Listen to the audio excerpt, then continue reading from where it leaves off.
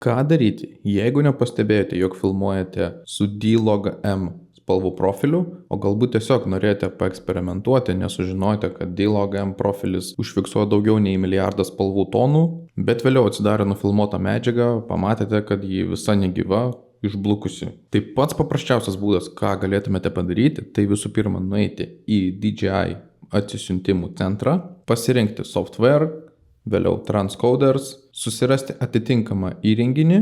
Šiuo atveju filmavau su DJI Osmo Pocket 3 ir belieka atsisiųsti šitą failą pagal jūsų operacinę sistemą.